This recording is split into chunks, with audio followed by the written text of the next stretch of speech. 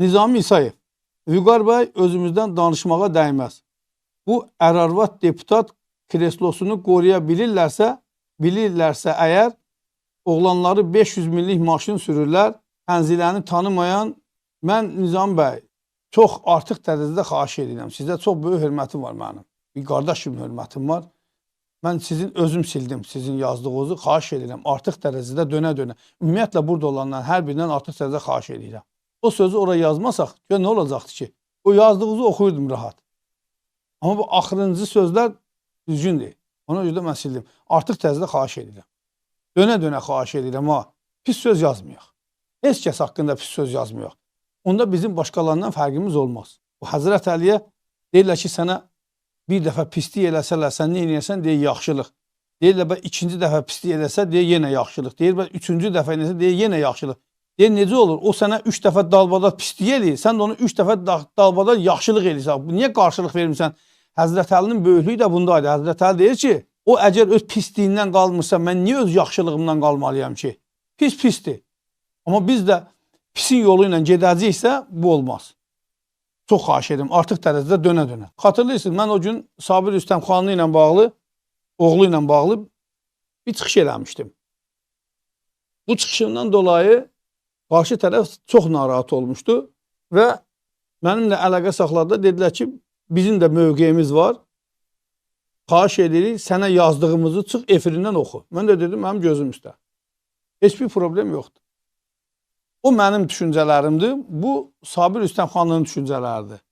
Yazıb, özdə bir xeylə yazıb, mən onun hamısını birər-birər oxuyacağım. Görün, ümumiyyətlə Sabir bəy nə düşünür? Həm bizim haqqımızda, həm ümumiyyətlə özlərinin haqqında və onu sizin diqqətinizdə çatdırmağa çalışacağım. Cənab Vüqar Məmmədov, Hürriyyət TV-nin baş redaktoru Vüqar Məmmədova belə bir məktub ünvanlayıblar mənə. Rəhbərlik etdiyiniz kanalda bir neçə verilişdə Vətəndaş Həmrəyliyi Partiyasının sədri, xalq şairi Sabir Rüstəmxanlı, onun həyat yoldaşı, millət vəkili Tənzilə Rüstəmxanlı, oğlu Cəmil və partiya haqqında həqiqətə uyğun olmayan böhtan xarakterli məlumatlar səsləndirmişsiniz. Açıq görünür ki, ölkədə tanınan bir ailənin hədəf seçilməsi təsadüfi deyil. Ya sizin təmsil etdiyiniz dəstənin Sabir Rüstəmxanlıya qərəzli münasibətindən irəli gəlir, ya da kimlərinsə sifarişin yerinə yetirirsiniz, deyə yazır. Və buradan bir şey deyəcəm ki, mən Sabir Rüstəmxanlı ilə bağlı bir neçə dəfə deməmişəm. Yəni, burada yazır ki, çox hədəf seçibsən, hədəf deyil. Sadəcə olaraq Sabir bəy bir dəfə parlamentdə VIP-dən keçmə davusu deyəndə mən demişəm. İkinci dəfə Sabir bəy deyəndə ki, xahiş edirik, bizə göndərdiyiniz layihələrdə biraz asan dildə yazın ki, cəmaatda başa düşsün, biz onu başa düşmürük, o qanunu qəbul edirik. Mən də bunu irad bildirmişdim ki, Sabir müəllim, əgər başa düşmədiyiniz bir şey varsa, niyə ona əl qaldırırsınız, səs verirsiniz bəs? Bu cəmaat yazıqdır axı. Vəssalam, 2 dəfə o parlament çıxdı, yəni 30 ildən bəri 2 dəfə cəmi Sabir Rüstəmxanlı ilə bağlı fikir bildirmişəm parlamentdəki çıxışına görə. 2 dəfə də Tənzilən Rüstəmxanlı ilə bağlı. Vəssalam, şütamam. Mən burada yazır ki, mən qərəzliyəm, mənim arxamda adamlar durur, mənim bir dəstəm var və yaxud da həm də kiminsə sifarişi yerinə yetirirəm. Olsun, problem yoxdur. Bu da onların fikridir. Mən heç bir etiraz eləmirəm. Tamaşaçıya çatdırdığın məlumatların əsassız və heç bir gerçəkliyi əks etdirmədiyini faktlarla diqqətinizə çatdırmadan qeyd edək ki, bu həqiqətləri öyrənmək üçün sıravi jurnalist bacarığı xırdaca bir araşdırma aparmaq yetərli idi. Təəssüf ki, tərəfinizdən bu adi normaya belə əməl edilməyib və sizə daxil olan yaxud hardansa eşitdiyiniz böhtanları efirdə səsləndirmişsiniz. İndi mən deyirəm dostlar, Sabir Rüstəmxanlı öz çıxışına irad bildirmişəm. Bunun nəyi böhtandır, mən onu bilmirəm. Adam özü deyir ki, mən MİF-dən ailəmlə keçə bilmirəm. Mən də irad bildirmişəm ki, siz bizim deputatımızsınız, siz yardımlıdan deputat seçilibsiniz. Sizin öz kəndinizdə belə qaz yoxdur. Siz öz kəndinizin problemini ən azından qaldırın, heç olmasa. Rayonunuzun problemini qaldırın, heç olmasa. Cəmaat görsün ki, siz bu problemi parlamentdən qaldırırsınız. Kim adı? Başqa söz deməmişəm. Nə söymüşəm, nə təhqir eləmişəm, nə aşağılamamışam, əstağfurullah. Bu isə and içərək qərəzsiz olmanız haqda fikirlərinizin saxtakarlıqdan başqa bir şey olmadığını göstərir. Bəlkə səsləndirdiyiniz fikirləri və reallığı diqqətinizə çatdıraq. Tənzilər Rüstəmxanlı haqqında deyirsiniz ki, o Neftçalada səs almayıb. Yəni, saxta seçilib və indiyədək Milli Məclisdə bircə dəfə də Neftçalanın problemlərini dilə gətirməyib.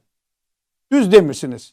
Neftçala ən mürəkkəb seçki dairələrindən biri olduğuna görə gün boyu televiziyaların, mətbuatın diqqət mərkəzində idi. Orada Tənzilə xanıma qarşı riyakar bir oyun qurulmuşdu. Buna baxmayaraq, o seçkini uddu və sonralar ermənipərəst çıxışları ilə ortaya çıxan ən yaxın rəqibindən 2 dəfə artıq səs aldı. Jurnalistləri də özünü reklam etdirmək məqsədi ilə yox, o seçki prosesini obyektiv əks etdirdiklərinə görə razılıq bildirmək üçün restorana yığmışdı. Onun deputat kimi nə iş gördüyü barədə dediyiniz də düz deyil. Millət vəkilinin işi yalnız Milli Məclisdə kürsüsündən çıxışları ilə ölçülməz. Gördüyü işlə ölçülər. Maraqlansanız, bu barədə ölkə mediasından, sosial şəbəkədən, Neftçaladan və ya Milli Məclisdən məlumat ala bilərdiniz və belə bir ittiham irəli sürməzdiniz. 2. Əvvəla bu məsələyə də münasibətimi bildirəcəyəm mən. Bu ölkədə parlament seçkilərinin %100-ünün saxta keçirildiyini hamı bilir. Hər kəs bilir. Körpə uşaq, yolda gedən uşaqdan soruşsan belə biləcək ki, deyəcək ki, parlament seçkiləri saxta keçirilibdir. Mütləq səs çoxluğu ilə qələbə çalmaq üçün o rayonda müəyyən işlər görməlisən. Rayon öz adamı olmalısan. Ya da elə bir nüfuzlu şəxs olmalısan ki, səni hər kəs tanısın və sənə hörmət eləsin. Məsələn, tutam ki, Flora Kərimova bir müğənni idi. Sumqayıtdan getdi, namizədliyi verdi. Hamı bildi ki, Flora Kərimova seçildi. Məsələn, Zeynəb Xanlarova. Müğənni də olsa bizim millətin bu mentalitetində belə bir şey var da, tanınmış adama. Ona görə məsələn televiziyada bir çox şeylər reklam eləyirlər ki, hamı tanısın bunu. Tənzilə xanım elə də bu ölkədə nüfuzlu bir şəxs deyil ki, Neftçala sakinləri qala-qala, Neftçalanın öz iş adamları, Neftçalanın öz ziyalıları, nə bilim, tanınmış insanları qala-qala Tənzilə xanım gedə oradan namizədliyini verə və uda. Bu absurddur. Mən buradan xahiş edirəm, bu şeylərə bir də diqqət eləyək. Absurddur. Azərbaycanda seçki keçirilməyib ki, kimsə qanunu seçsə, yaxud da qanunsuz seçkilər. Birinci seçki keçirilməlidir ki, ondan sonra o seçkinin qanunu ya qanunsuz olmaq haqqında biz fikir irəli sürək. Və fikir mübadiləsi aparaq. Seçki olmayıbdır. Sadəcə bir təyinat var, siyahı yazılır, verilir, hamı da gedir orada rahat şəkildə namizədliyini təsdiq elətdirir və səlam qutardı, getdi. İndi mən buradan sual verirəm. Tənzilə xanım Neftçalalılar üçün hansı işi görmüşdü ki, Neftçalalılar növbəyə durdular Tənzilə xanıma səs vermək üçün? Burada Neftçalılara da səsləndirəm. Ay əziz Neftçalılar, sizin içinizdə bir nəfər ziyalı, bir nəfər iş adamı, bir nəfər yaxşı adam olmadımı ki, namizədliyini verə? Yaxud siz öz içinizdə bir adam çıxarda bilmədinizmi ki, Tənzilə xanıma məcburən stavka elədiniz? Təbii ki, söz Neftçalılardadır. Neftçalada bələdiyyə sədri cəmaatın örüş sahələrini satıb 300 hektarla beləsinə çəpərləyib, setqalayıb cəmaatı öz torpağına buraxmır. Bunu hamı bilir. Deputat haqqında tuta yazır ki, deputatın həm də işi tək qanun qəbul eləmək deyil. Vətəndaşların problemlərini çözmək və ümumi problemləri parlamentdə qaldırmaqdır. Parlamentdə o şeylərə nail olmaqdır. Məsələn, Siyavuş Novruzov bir dəfə həyatında risk elədi, Sahil Babayevə bir söz dedi, trend oldu. Məsələn, orada Tənzilə xanım deputat kimi və yaxud da Sabir bəy əvvəllər deputat olduğu vaxtda deputat kimi öz münasibətini bildirməli. Deməli ki, Siyavuş bəy düz deyir. Xəstə heyvanları verirsiniz cəmaata. Bu cəmaat yazıq daxı. Dedi mi? Demədi. Uşaq pulu ilə bağlı. Dedi mi? Demədi. Alimentlə bağlı. Dedi mi? Demədi mi? Əmək haqqılarla bağlı. Dedi mi? Demədi. Pensiya ilə bağlı. Dedi mi? Demədi. Nə vaxt dedi bəs? Niyə biz görmürük bunu? Mən niyə onu Milli Məclisdən sorğu verib almalıyam? Əgər həqiqətən sizin bu qədər redaktor dostunuz varsa ki, sizin seçkini işıqlandırıblar, həmin dostlarınız sizin parlament olan çıxışlarınızı çıxarsınlar, təqdim eləsinlər ictimaiyyətə, biz də oradan götürək, yararlanaq və deyək ki, ha vaxt öyməsəm deyən namərd oğlu namərdsən. Nə vaxt öyməsəm, əgər Tənzilə xanım çıxıb oradan Azərbaycan hansısa bir problemini qaldıracaqsa, işıqlandıracaqsa, əgər mən onu öz efirimdən verməsəm, mən namərd adamım. Deyin ki, sən qərəzlisən, sifarişlisən və dəstəyə xidmət edirsən. Mən onda sizdən razı olacağım və deyəcəm ki, qardaş, haqq deyirlər insanlar. Növbəti verilişinizdə yalanları ailənin başqa üzvü haqqında danışarkən davam etdirirsiniz.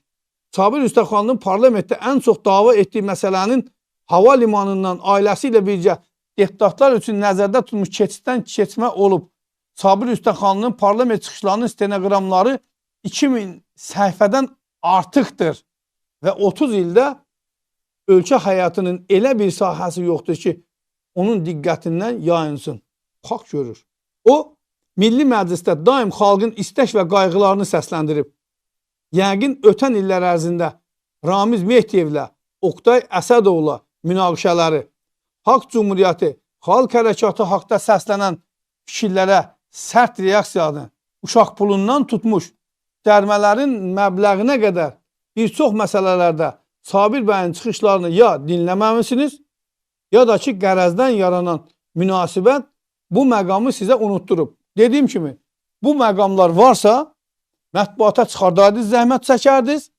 Çünki həm onun mətbuat xidməti var partiyasının, həm də bu qədər redaktor dostları var. Çıxardardınız, biz də onu verərdik. Niyə vermirik ki, qardaş? Mənim Sabir Üstəmxanlıya qarşı bir düşmənçiliyim yoxdur ki. Niyə verməməliyəm?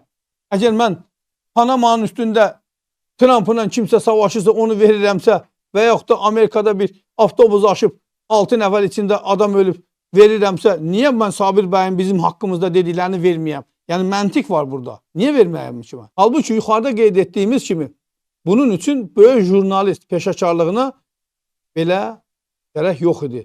İnternet üzərində adi axtarış aparmaq bacarığı belə buna bəs edərdi. Vətəndaş Həmrəylik Partiyasının çoxmərtəbəli binası haqda söylədikləriniz isə ümumiyyətlə gülüncdür. VHP son vaxtlara qədər qanun nəşriyyatının bir neçə otağında icarə əsasında məskunlaşıb.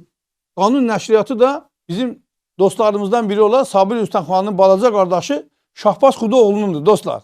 Yəni böyük qardaş kiçik qardaşın nəşriyyatında icarədə oturur.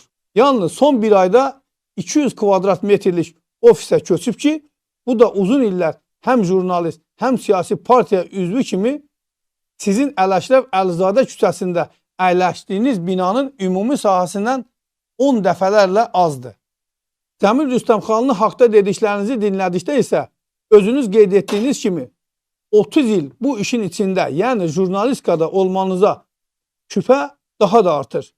Çünki Şimali Kipr Türk Cümhuriyyətində Kültür Dərnəyində, yəni bir GHNT-də çalışmağı böyük bir vəzifə kimi təqdim etməyin başqa izahı yoxdur. Cəmil Rüstəmxanlının Azər yol servisdə işləməsinə gəldikdə isə efirdə səsləndirdiyiniz ifadəni söyləməmişdən əvvəl bilməniz gərəkirdi ki, ölkədə bir neçə ildir dövlət qulluğuna imtahanla qəbul keçirilir.